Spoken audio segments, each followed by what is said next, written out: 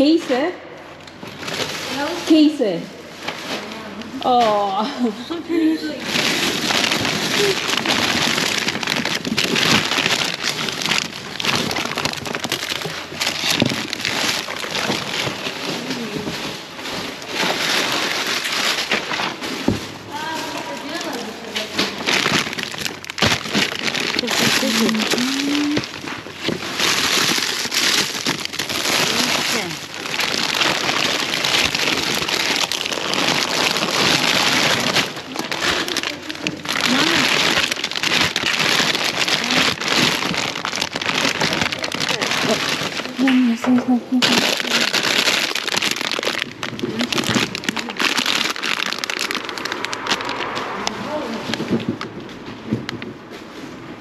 Das können wir alles. Ich weiß es nicht, wie der alte Herr heißt. Vielleicht können wir ihm was geben. Kennst du die Namen? Nee. Oder gucken wir einfach, was für eine außergewöhnliche Name da ist. Oder? Dann lass uns den Herrn was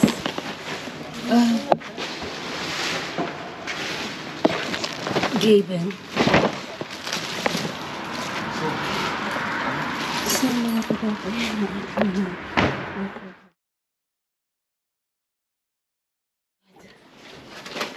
itlog na naman. So, ang nabira. Sayang. Itlog na naman.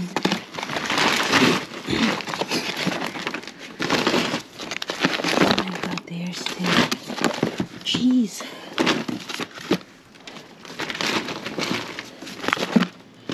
They're still frozen, mga kadete. Ayan.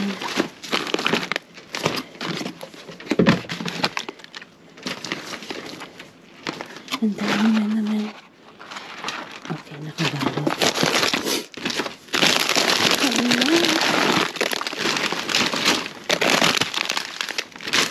Hindi.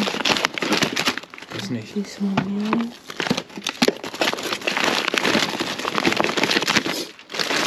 With a box.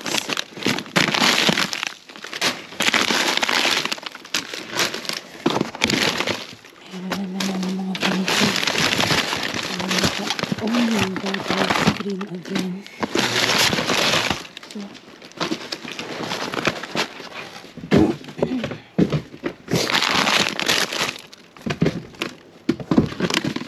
ito mga kagat, sayang yung donuts, pero bukas kasi tingnan natin. Naka-plastic, so pwede. Pero ang daming frozen. Kaya mga ice cream na naman. Grabe, parang last year lang mga kador. Pandami natin na ng ice cream dito. So, hintayin ko lang si Mister at kukuha siya ng bagong lalagyan. So, dun sa unang location mga kador, hindi ako nagsasalita kasi mabilis ang labanan natin pag dun sa location na yun. Make this double.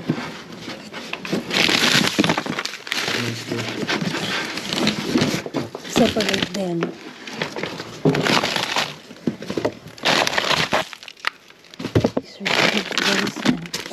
We have the thermo box, oder? Ja, haben wir. Because the ice are still freezing. They're still frozen.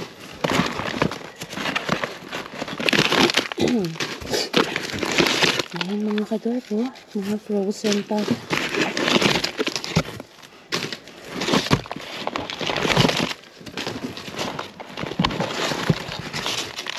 God, ang sakit sa kamay. Ang lamig.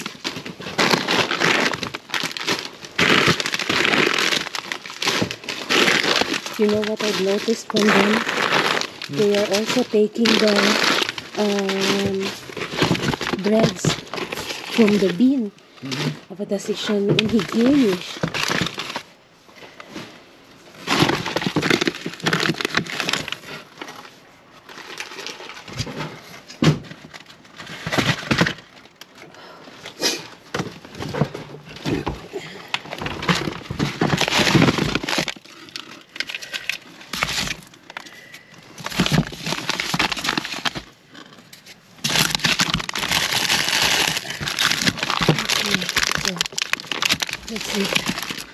So mga kadorp, hindi natin makukuha lahat ng ice na to dahil wala naman akong paglalagyan lahat dito sa bahay.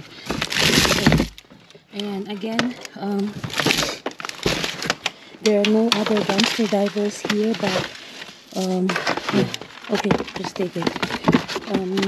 We don't have enough place for our freezer at home, so yeah, I'll just leave on here.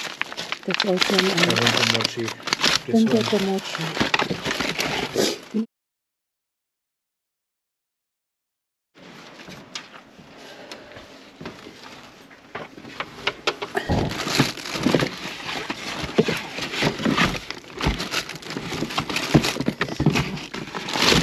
Here are some here. The apples are open.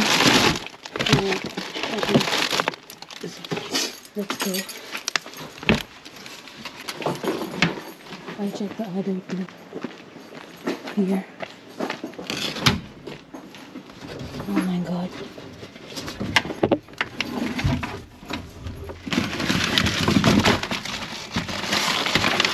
Frozen. Ang dami. Pero yung mga ice hindi.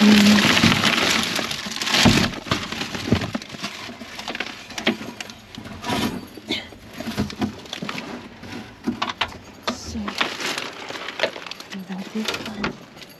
Okay, so ayan mga kadorp. Grabe. Super jackpots.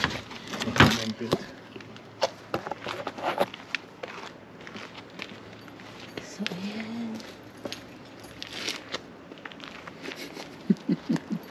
Okay, then let's go. Okay. Oh God, grabe, namumula yung aking mga kamay. Naninigas yung aking mga kamay kadorp.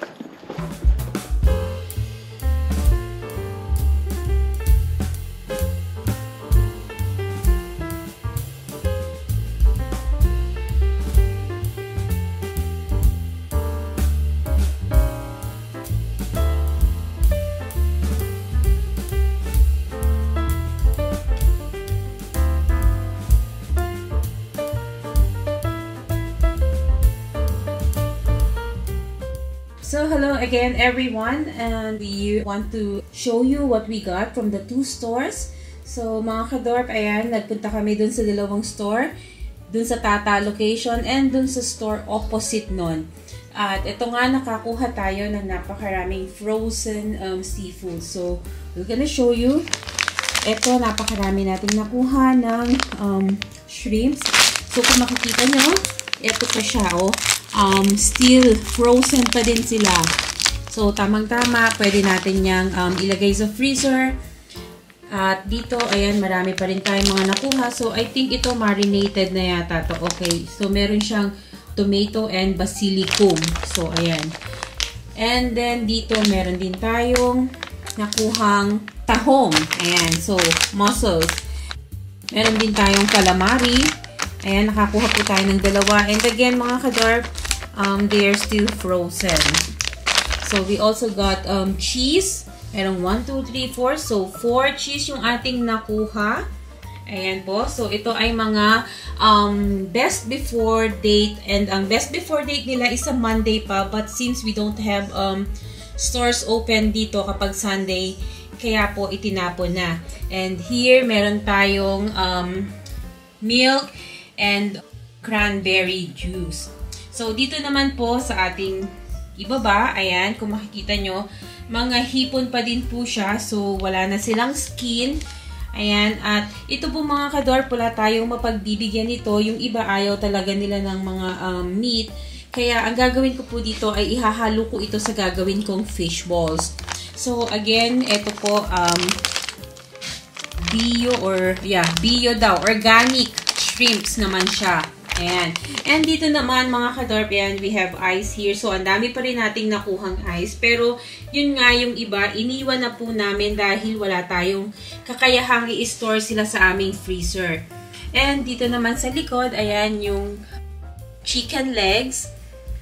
Yan po ay para sa oven. At nakakuha po tayo ng isa at nagyayelo pa. So, natapon lang siya kasi yung packaging niya is broken. And gumawi naman po tayo dito on the right. Nandyan pa rin po yung mga ice cream. So, meron tayong mochi. And meron tayo dito yung parang kagaya siya ng Magnum. So, ayan, nakakuha po tayo ng 4 na packs. So, marami pa talagang ice cream doon mga kador. Pero yun nga, hindi po talaga kakayanin. Hindi kasya sa aming freezer. So, meron din po tayo dito mini donuts. Ayan, naka-box. So, open na po itong box nito. Pero yung mga donuts is nakalagay naman sa plastic. Kaya kinuha ko na rin. So, safe naman siyang i-consume. And here dito, yung ating Dino and Friends. So, mga chicken nuggets. And here, oriental vegetables. So, ayan. Nakakuha po kami ng 2 pack nito. But since yung isa medyo pangit na yung box niya, kaya ito na lang po yung aming isinama dito sa ating haul. Pero yung isa naman is naka-plastic pa rin. So, okay na okay pa rin pong i-consume. And again, nakakuha rin po tayo ng meatballs. Ayan, naka-3 pack tayo. At dito po ang ating panghuli dun sa ating frozen store ay nakakuha na naman po tayo ng itlog. So, yung itlog po, 2 lang yung nakuha ko kasi nga talagang yung iba sira na. So, pinili na lang yung 2 maayos pa. So, kita-kita tayo mga kadorp para dun sa aming part 2 ng ating haul. So, hello again mga kadorp, and part 2 po tayo ng ating hauling. At ito po yung ating mga nakuha sa Tata location, kung saan marami tayong mga nakukuhang fresh vegetables na hindi pa po nilalagay sa bin. So, iniiwan lang ng mga employees sa mga block crates or block boxes. Pero ito po mga ito, ayan, kagaya nito, nakakuha po ako ng white bread. So, ito po mga nasa bin na. At kagaya nga po nung nasabi ko, ang date po nito is sa Monday pa. Pero hindi na nga siya mabebenta, kaya itinapon na po nila. Same din po dito sa ating mga gebek or yung mga simtrollen po natin. Ayan. So, marami din po tayong mga nakuha na pangkape po ito, pang terno sa kape. So, ipamimigay po namin itong lahat. At syempre po, ayan, talagang ipinaglaban ko to mga kadorp. Nung makita ko to dun sa bin, ito talaga yung unang dinakma ko. Kasi nga, yung 2 babae, medyo agresibo silang mangolekta, yung ibang diver. So, panik agad sila dun sa kung saan nandun yung mga box, and ako dumiretso sa bin. So, nung nakita nila akong dumiretso sa bin at si Mr. yung nasa taas, bumaba din yung isa. Pero ayan na nga, nakita ko na po itong knoppers at kinuha ko na po ito para isiguridad natin. At ito po kasi ay paborito ng inyong Mr. Dorp. Ayan. So, dito, nakakuha rin po tayo ng fruit yogurt. So, kung mapapansin nyo mga kadorp, yung date po niya is February 20, 2024. So, meron lang tong dumi. Nadumihan lang po ito kaya nila itinapon. Kaya, ayan, maibibigay po natin ito kina senior. So, meron din tayong mga nakuha dito, mga kadorp, na mga paprika. Walang masyadong tinapong vegetables. But then, may mga nakuha si Mr. na paprika. Meron pong apple. Itong apple, I think ito yun dun sa second location na pinuntahan natin kung saan nakuha yung mga frozen goods. Ayan. At dito meron din tayong avocado. Meron din pong mango. At syempre, meron po tayong smoothie. Ayan. So, ito hinabol ko lang din to dahil dun sa deposit bottle. Pero, ayun nga, inagaw nung isang babae yung iba. So, hinayaan ko na lang pong kuhanin niya. And dito, meron tayong 2 plastic ng carrots. At syempre, meron din tayong celery. Ayan.